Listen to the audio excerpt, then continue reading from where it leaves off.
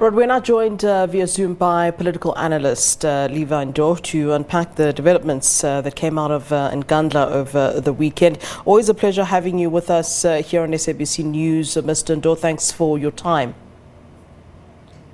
Good afternoon to you, Flo. Good afternoon to the viewers at home. All right, let's start here, Mr. Ndou. Last night, we got to hear, of course, from the former President Jacob Zuma. What did you make of the attitude, his attitude really, with considering all that he is facing and all that is happening around Nkandla? One now can't really argue the fact that he does have a lot of support, but then one could also ask on the back of that if yesterday was a display of some sort of bravado. What were your thoughts and your take yesterday from the president's demeanor at large?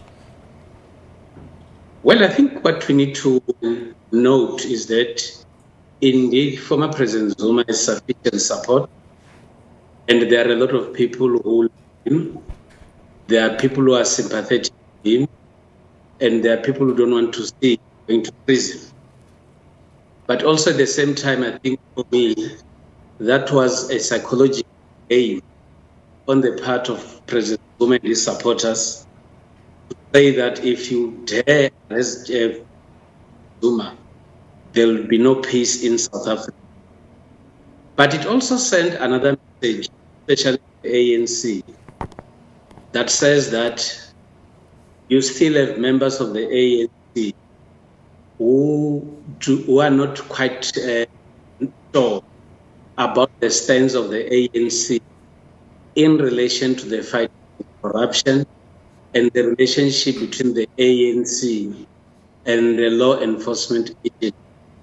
And for me, you need the ANC to provide sufficient political and legal education to the members of the ANC so that they understand the point of their own political party when it comes to matters relating to the law and against corruption in South Africa. Yeah.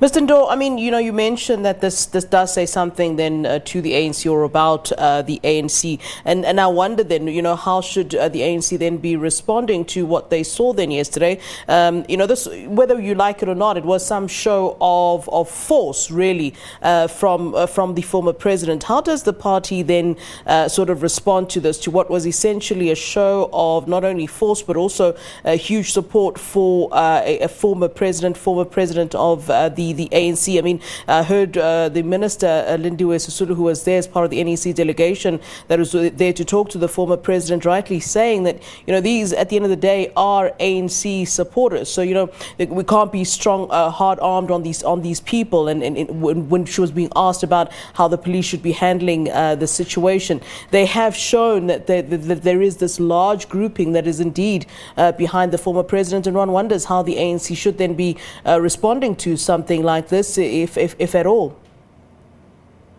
There are instances where the ANC and its leadership could not do anything.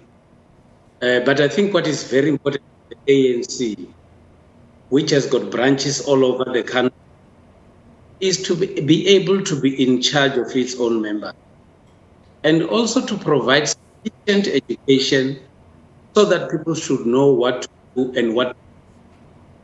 But we need to also understand, Flo, that people who went to KwaZulu-Natal and Nkandla, they went there for a various. Some went there because they are sympathetic to President Zuma.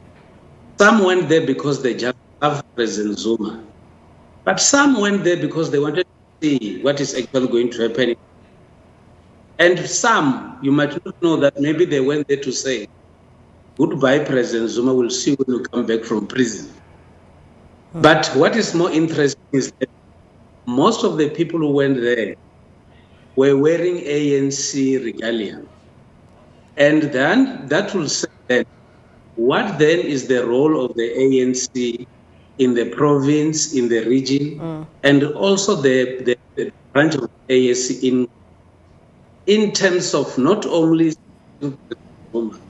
but also to conscientize their own members about a gathering in large numbers and the dangers of COVID-19. Yeah, yeah. I mean, I would think from what you're saying that the party is indeed in a strange position, because it will be difficult for them to, as you rightly say, have to condemn some things. We also saw, as I mentioned earlier, the deployment of the ANC, which did then include Minister Ndou. What would be the reason for, deploying those NEC members by the president? And essentially, what would they have been there to discuss with the president? We're never given a chance, of course, to know what exactly was discussed in there, but it certainly would have been interesting for us to find out. And I think it's a question that the president was not willing really to speak about when asked by some of the reporters. And I wonder if, as a political analyst, you might be able to weigh in on what you think might have been the major issues that were spoken about with the NEC members. So, firstly, I don't think it was necessary to deploy NEC members, because that to me says that the provincial leadership in KwaZulu-Natal has been unable to deal with the situation in a small area called Nkandla. But I think the reason why the ANC had to send the NEC would have been that they know that former President Zuma is a member of the NEC. The NEC was supposed to meet, but the developments that were taking place before this weekend had all the signs that a lot of people are going to get together, but also at the same time, an unpredictable and unfortunate situation might happen. So I think the ANC tried to send some of its leaders to go to KwaZulu-Natal so that they are able to provide leadership. Unfortunately, on the cameras, we couldn't see much of the leadership provided by the NEC, except to see the appreciation by Lindiwe Sisulu to say, where we see people that are actually expressing themselves in a very peaceful manner. And that, for me... Yeah. All right. I think we're struggling a little bit with our line, but I think we did get enough from you this afternoon. So I'll cut it there. But thank you so very much for being with us and giving us your time as always, Mr. Levy Ndou. All right. That's political analyst Levy Ndou weighing in on some of the events that unfolded yesterday and in Nkandla.